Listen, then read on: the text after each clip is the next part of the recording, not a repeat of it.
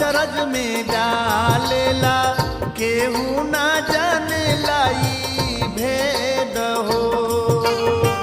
मिली तू जो मैया तो तोहरा से पूछती हो, साखी में बातें चारों